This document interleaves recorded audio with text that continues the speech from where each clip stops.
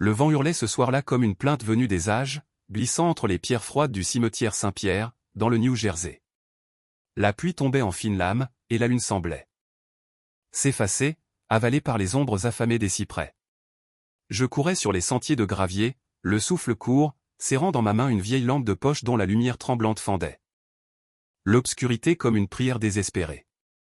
Quelque chose d'horrible venait de se produire, un acte aveugle de rage, une profanation qui n'avait pas seulement brisé la pierre et l'argile, mais blessé ce fil invisible qui relie les cœurs meurtris à travers le monde. Et pourtant, quelques secondes plus tard, l'impensable éclata, la terre fraîchement retournée s'illumina d'une clarté blanche, pure, laiteuse, semblable à la tendresse d'une mère céleste. Cette lumière ne brûlait pas. Elle guérissait. Elle dissolvait la haine dans un instant de grâce absolue. Ce n'était ni un feu ni un miracle de trucage, c'était Marie qui répondait. Elle étendait son manteau sur l'inattendu, transformant la colère en rédemption. Je m'appelle Jamal Nasser, 48 ans, immigré syrien. Père, ancien ingénieur devenu chauffeur de taxi dans un pays glacé où les prières semblent se perdre entre les gratte-ciel. Je portais le poids d'une foi ébranlée, d'une vie fracturée. Ce soir-là, le 15 octobre 2023, j'étais venu au cimetière, consumé par une colère muette, une pelle rouillée dans la main, comme si ce fer pouvait prolonger ma douleur. L'air sentait la terre humide, les feuilles pourries et le chagrin humain. Je me suis arrêté devant la tombe de Leila, ma femme, emportée par le diabète 2 ans plus tôt. J'ai suivi du doigt son nom gravé dans la pierre simple. Pourquoi, mon Dieu, nous éprouves-tu ainsi, ai-je murmuré.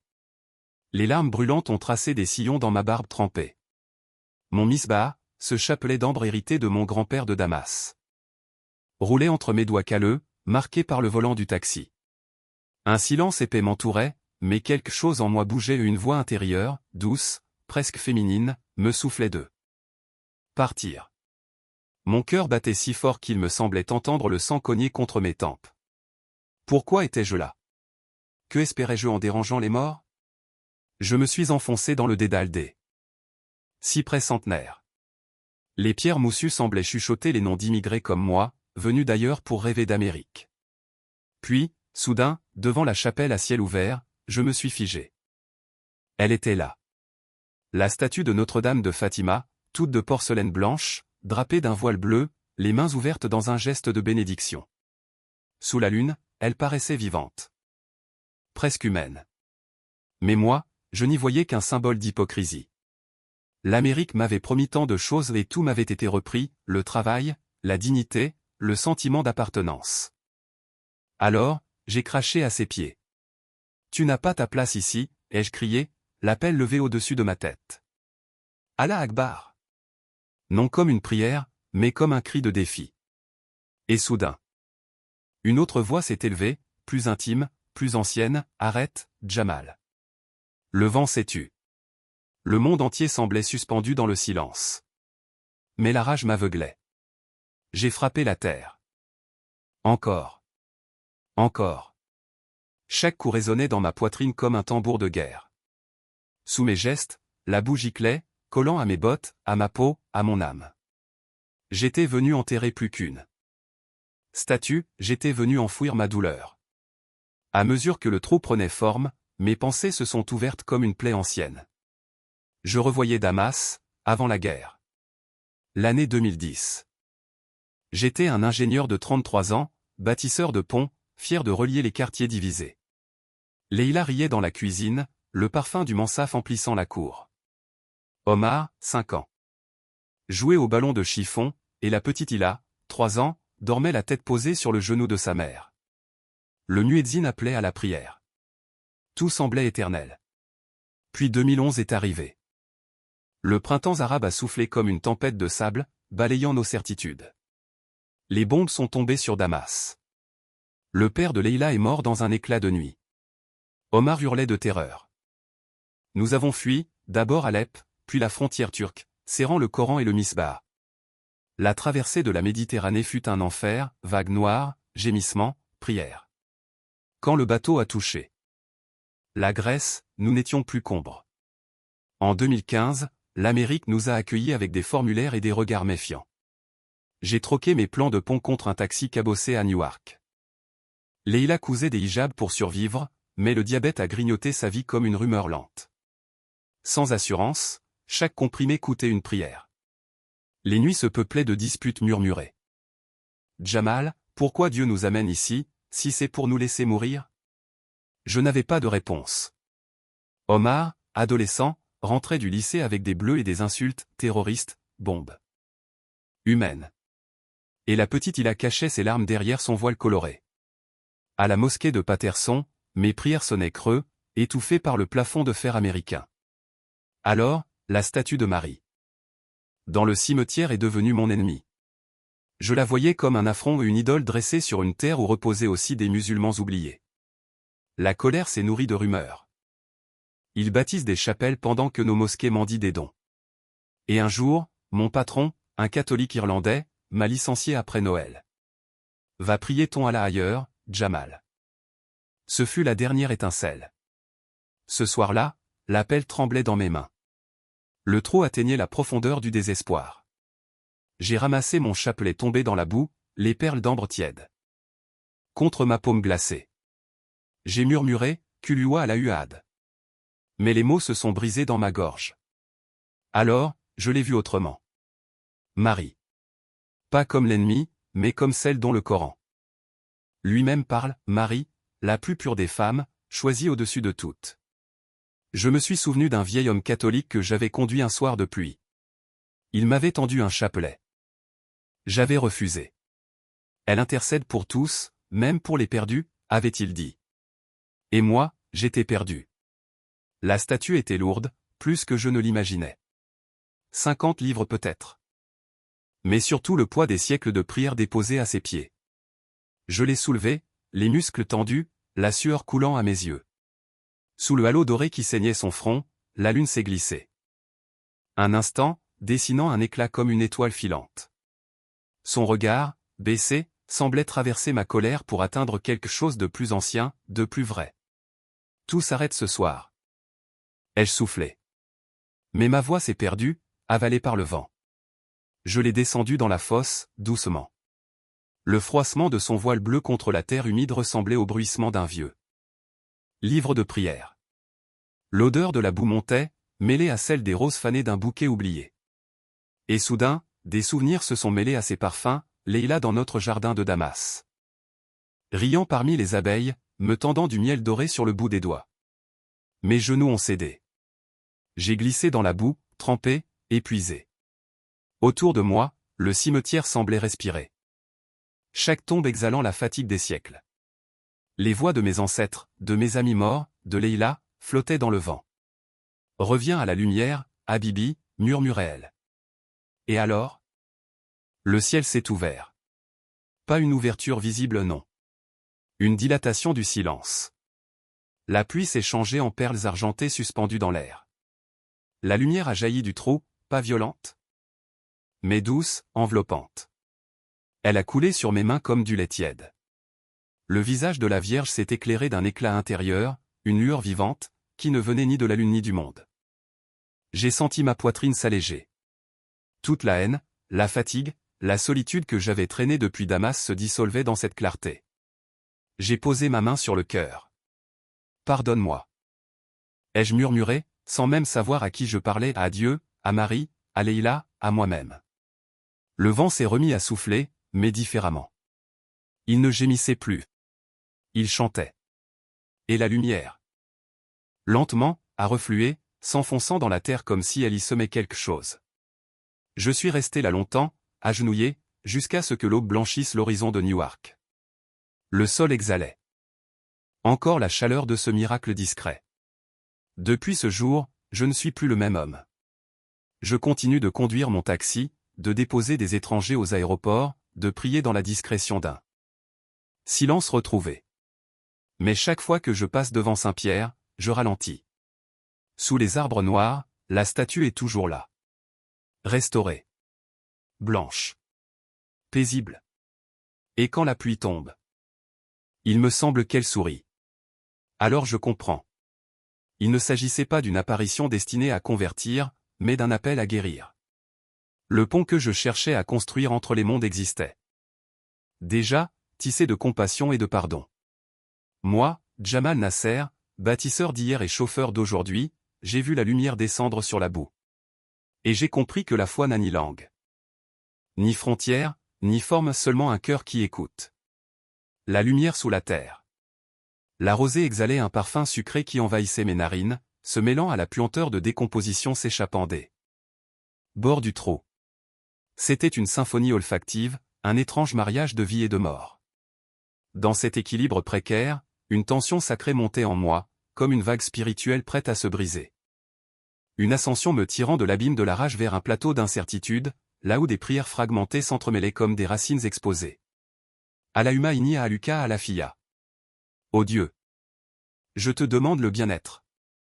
Murmurai-je, la voix rauque, l'arabe se mêlant à un souffle de supplication. Mais un mot m'échappa, une erreur, minuscule et pourtant sacrilège. Une onde glaciale me traversa comme si sa présence invisible avait souillé ma langue. Mon misbah tourna plus vite entre mes doigts, les perles cliquetaient, battant la mesure d'une dévotion tourmentée. Non pas apaiser mes urgentes, haletantes. Était-ce profanation ou purification? Je n'en savais rien.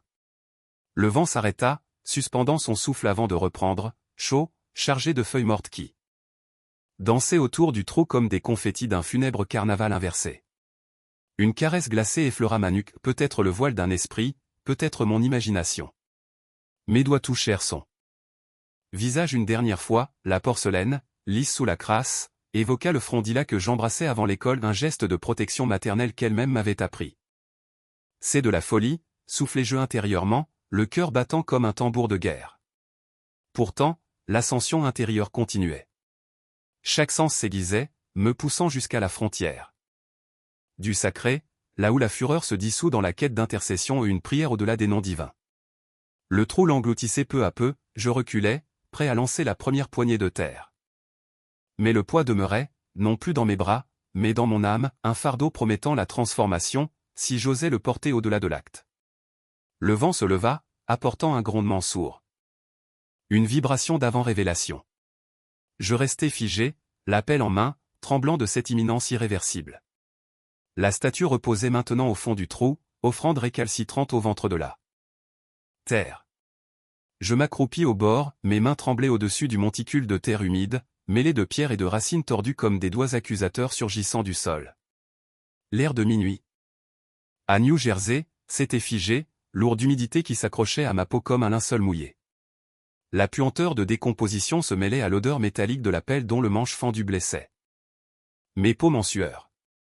Mon cœur battait de façon désordonnée, un tambour intérieur cognant contre ma cage thoracique. Dans ma poche, le misbah vibrait comme un second pouls, vivant. C'est là. Justice, murmurai-je. Mais ma voix résonna vide, comme l'écho dans une mosquée désertée.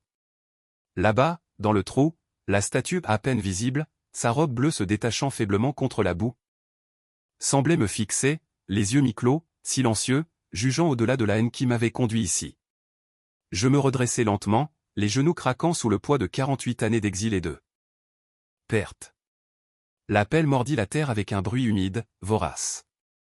Le premier jet fut léger, une motte noire s'effondra sur ses pieds délicats dans un souffle discret.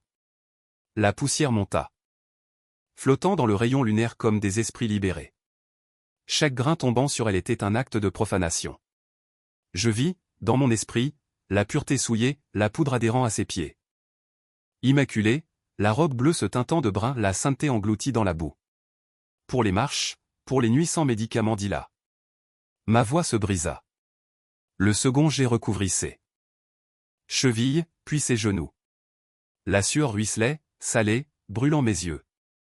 Mon bras bougeait en cadence mécanique, la pelle plongeant et se soulevant dans une transe de fatigue et de remords. Le troisième jet tomba au ralenti, les particules de terre dansèrent avant de s'abattre sur ses jambes. Le sol vibra sous mes pieds, comme si la terre elle-même résistait. Pour le travail volé. Pour les moqueries comme Arcache. Continuai-je, mais une autre voix s'infiltrait, douce et discordante, et si c'était moi que j'enterrais? Je tremblais, la main maladroite, la terre éclaboussant mes bottes. La tombe se remplissait comme une marée inexorable. Le bruit de la pelle devint grinçant, grinçant comme la conscience. Le torse de la statue émergea un instant, ses mains levées vers le ciel semblait implorer grâce avant d'être englouti sous l'avalanche. L'odeur d'humus et de feuilles pourries m'envahit, m'étouffant. Mes larmes brûlèrent mes paupières. Je vis son auréole dorée luire encore au bord du trou, dernier éclat céleste.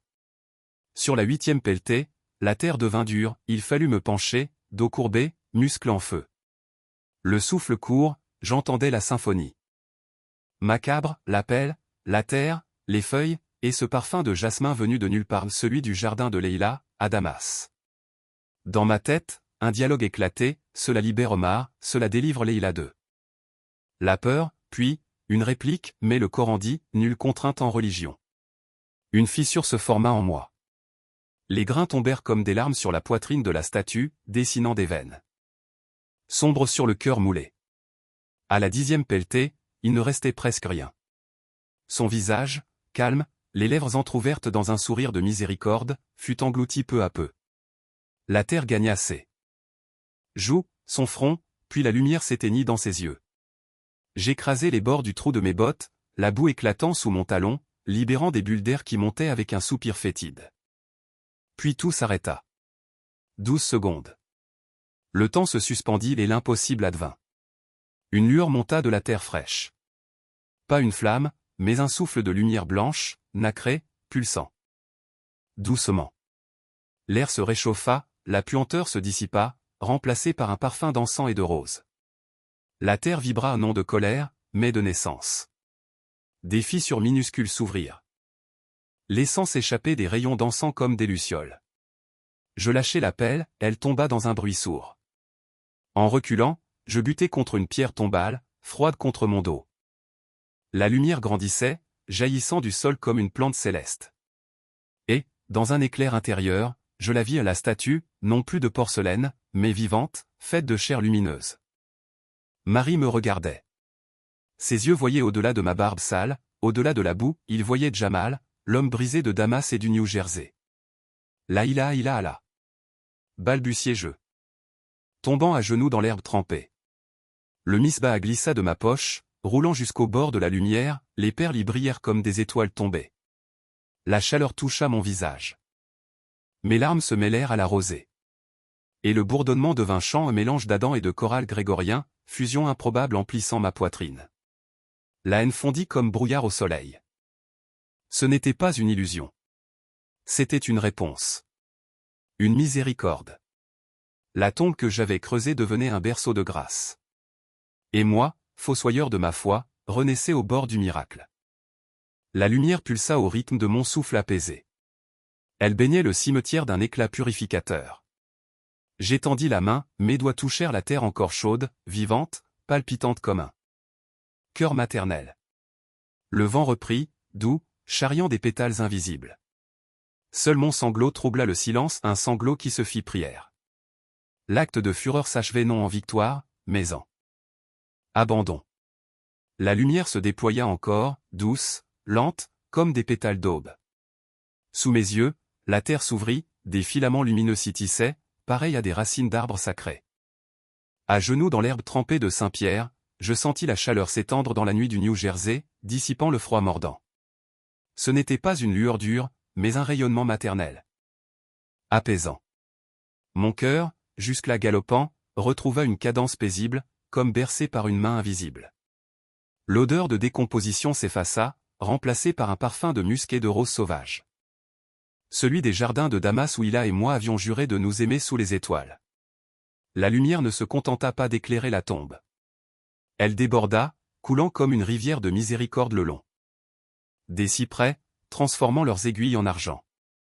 Des fissures minuscules apparurent dans la terre compactée, des rayons s'en échappaient, dessinant des arabesques dans l'air, des cercles et des étoiles rappelant les mosaïques de la mosquée des Omeyyades, mais mêlées à l'auréole dorée de Marie.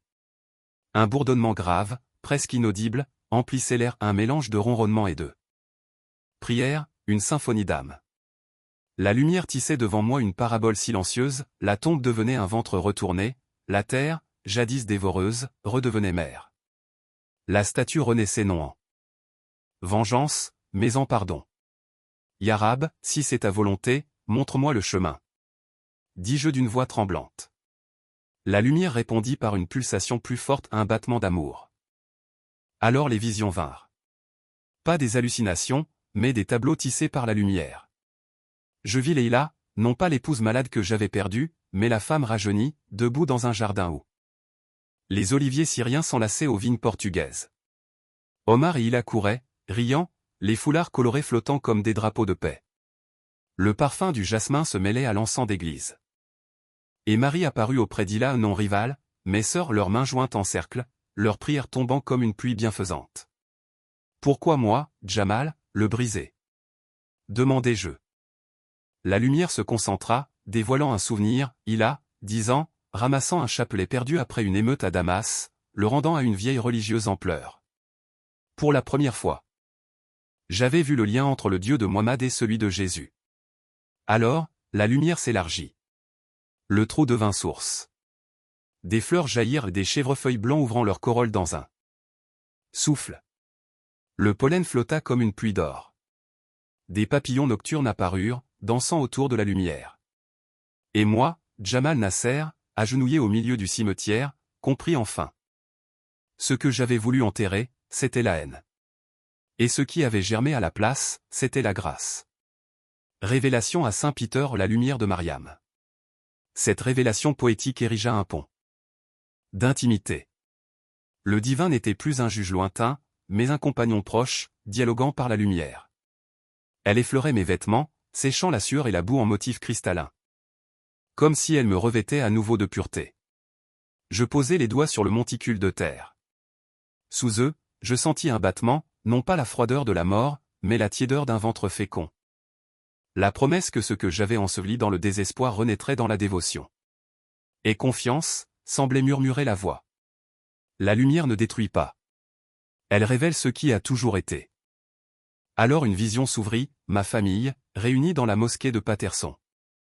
À côté, la chapelle du cimetière, et là, musulmans et catholiques se tenant la main dans une même veillée.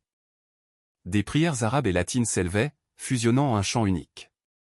L'air vibrait d'encens et de cire fondue, l'espérance s'y tissait comme une étoffe nouvelle non plus par la haine, mais par la douleur partagée et la guérison commune. La lumière s'atténua peu à peu, non pas en reculant, mais en s'intégrant, elle pénétrait la terre, les arbres, laissant le cimetière baigné d'un éclat résiduel, comme la prélueur d'une aurore prématurée. Je me redressai lentement, les jambes étonnamment fermes après tant d'années. Le misbah tourna entre mes doigts avec un doux cliquetis. Semblable à un « oui », murmurant à la transformation. Ce premier jaillissement était le souffle même de l'esprit. C'était une métaphore vivante, l'intercession de Marie, l'écho de Mariam dans le Coran, illuminant les tombes que nous creusons pour nous-mêmes, invitant la confiance à germer comme ces fleurs imprévues, fragiles mais indestructibles, tissant l'espérance dans les failles de chaque âme. Le vent tiède portait à présent le chant lointain des grillons, une chorale célébrant le seuil franchi. Toujours à genoux, je sentis cette étreinte s'approfondir, le sol devenait autel. Et la lumière me préparait à confesser tout ce qu'elle venait de dévoiler. La clarté se fit manteau d'argent et de blanc, s'étalant sur le cimetière tel un voile nuptial arraché au vent. Elle m'invita à une vulnérabilité que je n'avais jamais offerte, même à Hila dans nos nuits les plus intimes. Les cailloux de l'allée s'enfonçaient dans mes genoux à travers le tissu mince de mon pantalon. La chaleur résiduelle palpitait contre ma peau, non pour brûler, mais pour pénétrer comme si des doigts invisibles retraçaient les cicatrices invisibles de mon âme. Je revis les marques que j'avais fuies, les humiliations, les colères, la main glacée d'Hila quand le diabète l'avait emporté vers un lieu que mes prières ne pouvaient atteindre. Le bourdonnement de l'air se transforma en murmure rythmé, presque conversationnel, tel un souffle de compagnie au chevet d'un malade. Poussé par une force qui n'était plus ma rage, je levai mon visage barbu vers le tertre illuminé. La terre semblait respirer, onduler au rythme de mon souffle brisé. « Qui es-tu » à répondre à ma haine par cela, murmurai-je. Ma voix se perdit dans la trame lumineuse, mais l'écho revint. Amplifié, comme si tout le cimetière écoutait et répondait. Point de tonnerre, ni voix céleste, la lumière se condensa, prit forme. Une silhouette féminine en émana non pas la statue rigide que j'avais enterrée, mais une figure fluide, voilée d'un éclat doux. Ses traits étaient empreints de bienveillance, ses yeux, profonds comme les puits de miséricorde du désert, m'enveloppèrent d'une tendresse désarmante. C'était Marie non la porcelaine étrangère, mais Mariam du Coran, la femme élue, celle qui porta Isa sans connaître d'homme. Dans cette vision partagée, elle s'inclina. Légèrement, main tendue, non en bénédiction lointaine, mais en invitation proche, paumes ouvertes, offrant l'eau fraîche à un pèlerin épuisé. Parle, Jamal, fils de l'exil, semblait-elle dire. Non en arabe ni en anglais, mais dans une langue de l'âme, une musique qui vibrait dans ma poitrine comme la sourate de Mariam que je récitais jadis à Hila dans ses heures de douleur. Alors elle conçut, et se retira en un lieu lointain. Je serrai le misbah, les perles d'ambre devinrent tièdes dans ma main, absorbant la clarté. Les mots jaillirent, fragiles et brûlants.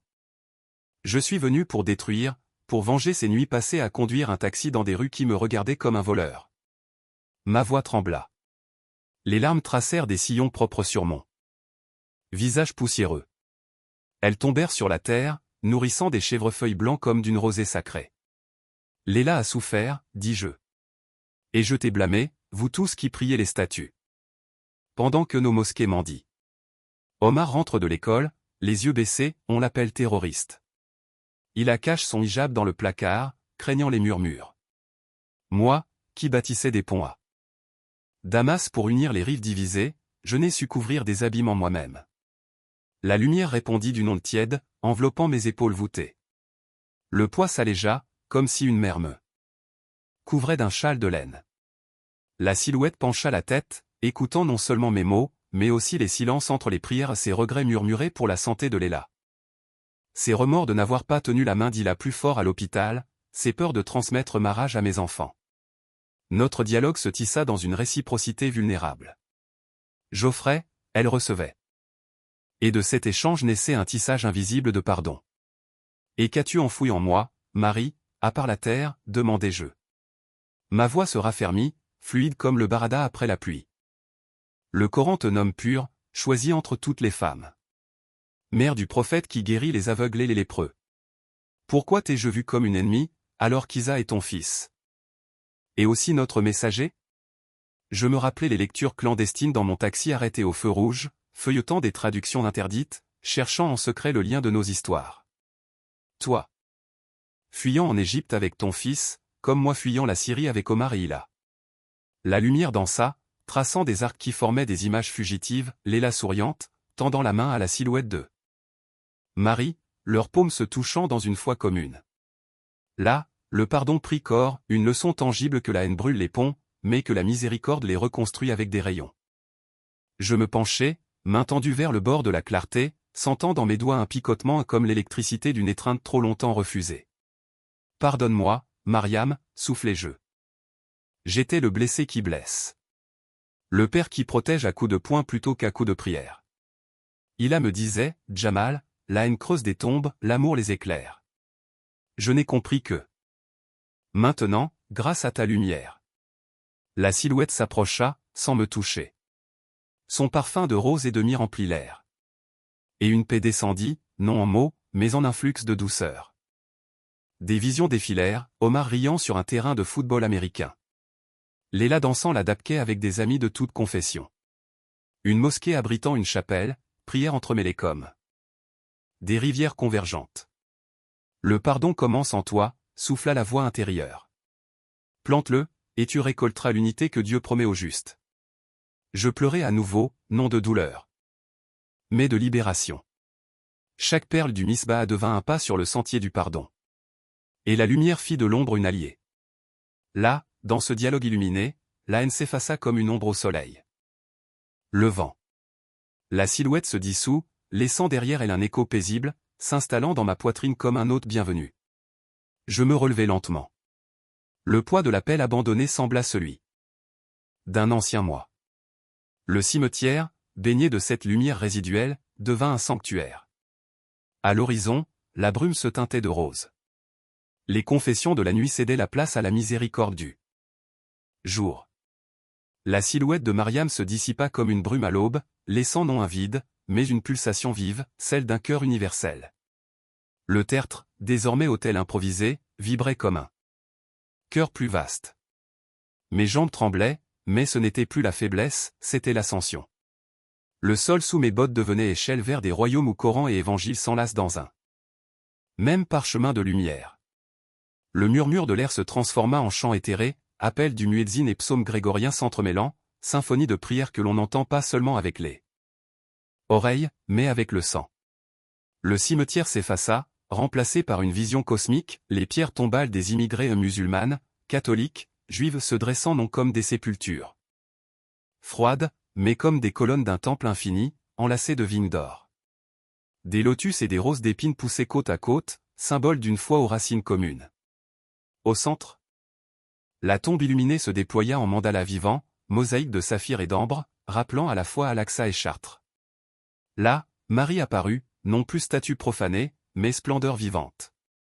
Manteau bleu fluide comme le Nil en crue, main tendue vers l'horizon. Autour d'elle, des anges aux turbans de lumière et aux auréoles d'épines chantaient une hymne mêlant Subhanallah et Kyrie. Éléson, prière unique transcendante des langues. Cette vision m'enseignait que l'intercession divine ne divise pas, mais multiplie comme des graines dans le sein de Mariam, donnant naissance au Verbe incarné. Le temps se courba, je me vis flotter, témoin d'un tissage de récits bibliques et coraniques, la naissance d'Isa sous le palmier, les fruits tombant à l'appel d'une mère épuisée. Se mêlant à la crèche de Bethléem où des bergers chantaient gloire à Dieu au plus haut des cieux. Et parmi eux, ma fille Léla, vivante, portant des grappes de raisin à l'enfant prophète. Ses yeux reflétaient les guérisons à venir, les sermons sur les collines de Galilée, les barques de réfugiés devenues arches de salut. Je suis la servante du Seigneur, résonna-t-elle. Unissant le fiat de Marie à la soumission mystique du Kun Fayakin et la leçon devint claire, la véritable foi est un sein qui accueille l'impossible pour enfanter la lumière. La vision s'élargit. Encore. Omar et Hila couraient à travers un champ mêlant Damas et le New Jersey, entre oliviers et chênes, et chaque balle qu'ils frappaient se transformait en étoiles filantes tombant sur des tombes. Oubliés. Les morts se relevaient en murmures. Un rabbin traçait une étoile de David qui se fondait en croissant. Des prêtres, des imams, des femmes voilées et des sœurs en chapelet priaient côte à côte, leur voix tissant un vortex de lumière.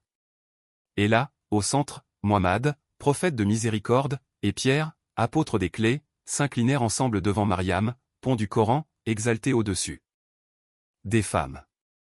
Alors la lumière se fit flamme tranquille, brûlant sans consumer, purifiant sans blesser. Elle m'éleva, m'enseignant que la transcendance n'était pas fuite, mais union. Que l'amour vrai est la prière qui englobe tout. Jamal Nasser, fils de l'exil, me sentit à la fois poussière et souffle, homme et chant. Le cimetière, redevenu terre, vibrait comme un cœur apaisé. La lumière demeura, éternelle, non plus à l'extérieur, mais en moi. Le jardin de l'aurore. Le rêve éveillé s'était resserré jusqu'à son apogée mystique. Au centre de mon esprit, une mandala tournoyait. De plus en plus vite, ses motifs fusionnant en un infini lumineux qui engloutissait l'horizon. Et là, dans ce vertige sacré, je vis l'avenir tissé devant moi, Omar, l'ingénieur, élevant des mosquées. Ouvert où se nichaient des chapelles fraternelles, Leïla, la médiatrice, tissant des dialogues entre écoles autrefois ennemies. Ils étaient revenus à nous, dans la maison de la paix. Sur une même étagère, le Coran reposait auprès de la Bible, et les anges, avec les prophètes, entouraient Marie. Elle leva les mains, et une pluie de lumière tomba un nom de jugement. Mais de bénédiction. Chaque goutte devenait prière, symbole d'une leçon ultime. La vision n'appartient pas à un seul, elle est donc collectif, souffle partagé. La transcendance ne fuyait pas le monde. Elle l'appelait à la dévotion active, où le mystique se mêle au quotidien, où la tombe illuminée devient phare pour la nation blessée. Les voix montaient en un seul chant, un « Amen » et un « Amen ». Mêlés, s'élevant jusqu'à se confondre. Puis le vortex m'a relâché, doucement. Je suis revenu à mon corps agenouillé. L'air du cimetière portait l'odeur neuve de la rosée. Une lueur résiduelle dansait sur les feuilles comme des étoiles inversées. La vision se retirait, laissant sur la rétine de mon âme un sillage incandescent. Dans ma poitrine, une chaleur douce persistait. Comme les braises d'un feu sacré. Je me suis relevé lentement. Sous mes doigts, la terre était froide, mais la mémoire vivante. Le monticule semblait respirer. Les premiers oiseaux s'éveillaient. Leur tri clair composant un cœur céleste. Et moi, transformé, j'ai tourné mes yeux vers l'est, où le soleil levant promettait non pas l'exil, mais le retour, celui du pèlerin porteur de vision. Sous mes pas, la terre s'était faite fertile, prête à recevoir les semences d'unité plantées en cette nuit de miracle. La lumière intérieure se retira comme la marée d'une mer intime, me laissant là Jamal Nasser debout dans le cimetière de Saint-Pierre, les pieds ancrés dans le gravier humide. La rosée unissait mes bottes au sol, comme un mariage secret entre ciel et poussière. Et je compris alors, toute élévation mystique doit plonger ses racines dans la boue humaine, dans la sueur et la fatigue, dans la matière même de nos mains. La lueur sur le tertre s'éteignait peu à peu, non pas en disparaissant, mais en s'infusant dans la terre, racines invisibles nourrissant la vie en silence. Le chant des moineaux, perçant les cyprès, remplissait l'air d'un réalisme simple, contrastant avec la grandeur de la vision. Le divin me ramenait doucement à mon corps épuisé, à l'appel abandonné, aux muscles douloureux, mais surtout à la gratitude qui s'infiltrait en moi comme l'eau dans un sol sec. Dans ma poche, je sentis le chapelet de Miss Baja. Les grains d'ambre étaient tièdes contre mes doigts. J'expirais lentement un nuage blanc dans la lumière grise de l'aube et sus que le temps de l'extase s'achevait. Il fallait désormais semer cette lumière dans la terre du réel. Je pris la pelle, son manche encore chaud de ma main précédente. Instrument de destruction hier, elle devenait aujourd'hui outil de réparation. Je me mis à creuser non pour déterrer un cadavre, mais pour dégager la vie ensevelie. La terre, désormais, se laissait pénétrer. Elle cédait comme si elle pardonnait. Et bientôt, sous mes mains, apparut la statue de Notre-Dame de Phobos, intacte. Le voile bleu, légèrement maculé, se dégageait du limon. La porcelaine blanche brillait dans la première clarté, auréolée d'or. Je la posai sur l'herbe, agenouillé devant elle, et me servis du bord de ma manche comme d'un linge improvisé. Je nettoyai lentement son visage paisible, en gestes tendres, rappelant ceux d'un père lavant les mains de son enfant après le jeu. Et dans cette simplicité, dans ce geste concret, ma gratitude se solidifia. Ce n'était plus émotion passagère, mais ancrage spirituel. Je croyais de nouveau que la lumière pouvait s'incarner dans les gestes. Je la remis sur son socle. Le voile retomba en pli. Parfait, et ses mains bénissantes se tournèrent vers l'est, où le soleil montait. Une paix profonde m'envahit, comme un chirurgien refermant une plaie enfin purifiée. Mais je sentis qu'il restait à bâtir le pont, guérir non pas seulement la tombe, mais les vivants. Je sortis mon vieux téléphone, fissuré par la nuit précédente. Je composai le numéro de la mosquée de Patterson. Quand l'imam répondit, sa voix ensommeillée, je dis simplement: c'est Jamal. J'ai besoin de ton aide pour Fatima, la femme du frère Khalil. Elle manque d'insuline. Je connais une paroisse qui en reçoit. Silence. Puis l'imam, ému, promit d'alerter la communauté. Je sortis ensuite du cimetière et appelai le prêtre de la paroisse voisine, celui-là même qui avait installé la statue. Je ne parlais pas de miracle, mais d'action. Père, j'ai fauté, mais je veux réparer. Travaillons ensemble. Sa voix hésita, puis s'adoucit. Nous fixâmes un rendez-vous à midi, avec des listes de soins et des itinéraires de livraison. Le soleil montait, effleurant les pierres tombales d'une lueur orangée. Chaque nom gravé semblait prononcer un oui à cette alliance nouvelle. Je m'arrêtai devant une stèle en marbre simple, au nom courbé en arabe. À côté, la base de la statue. Je posai ma main dessus, murmurant une prière mixte, entre les deux mondes. Bismillah. Aïr-Rahman. Ô miséricordieuse Marie, pleure pour nous comme tu as pleuré dans le désert. Guéris les malades, comme ton fils a guéri les aveugles. Les mots sortaient en arabe et en latin mêlés, formant un poème hybride, ancré dans la terre et le souffle. Des larmes brûlantes tombèrent sur le sol. Mais elles n'étaient plus de honte, elles portaient la joie d'un père retrouvant la route. Je vis déjà, dans mon esprit, les plans concrets. Des ateliers d'ingénierie pour jeunes migrants, organisés ensemble par l'imam et le prêtre. Des visites aux malades. Des mains musulmanées. Catholiques travaillant côte à côte à la reconstruction des ponts de notre ville. Et dans les après-midi du cimetière, Omar et Leila joueraient autour de la statue restaurée enfant d'un monde réconcilié. Chaque brique posée serait mortier de gratitude. Chaque geste, ferme de confiance. Marie, ou Mariam, intercéderait non plus dans les cieux lointains, mais dans la vie quotidienne. Dans un flacon d'insuline, dans une poignée de main, dans une parole donnée. Je laissai la pelle près de la chapelle, comme un symbole, l'ancien moi déposé dans la terre. Puis je sortis du cimetière, le pas léger, non plus homme de colère, mais artisan de guérison. La circulation de New Jersey grondait au loin, m'appelant à la vie ordinaire. Mais mon cœur battait autrement. Chaque rue me semblait une prière, chaque feu rouge une pause pour bénir. Je repris mon taxi. Le moteur ronronnait bas, contrepoint mécanique à la pulsation de gratitude dans ma poitrine. Le soleil traversait le pare-brise en rayons dansants. Je sentais encore la terre sous mes ongles, preuve tangible que le mystique avait touché le réel. Je pensais à ma famille. Omar et Leila dormaient encore dans notre petit appartement, inconscients du miracle. Quand je rentrai, Omar, déjà levé, me regarda. « Papa, tu es rentré tard, ça va. » Je le serrai contre moi, sans hésitation. Il se raidit, puis se laissa aller. Je lui dis simplement. « J'ai vu une lumière cette nuit. » Il sourit, timide. « Tu sais, un camarade catholique m'a invité à jouer au foot. Pour la première fois, je ne me suis pas senti seul. » Leila apparut ensuite, les cheveux en bataille, un sourire clair. « J'ai porté le hijab à l'école aujourd'hui, papa, fier. Parce que toi, tu as montré que Marie, c'est aussi notre mère. » Je déposai devant sa photo des fleurs cueillies au cimetière. Leurs pétales encore humides de rosée scintillaient comme des prières. Dans le silence, j'entendis la voix d'Ila, ma femme disparue, chuchoter. « Tu as planté la graine, Jamal. Regarde-la grandir. » Et je sentis sa présence, non comme absence, mais comme flamme dans la maison. Les jours suivants, l'onde s'élargit. À midi, à la mosquée, l'imam me serra dans ses bras. Nous priâmes ensemble. Des dons affluèrent, catholiques et musulmans.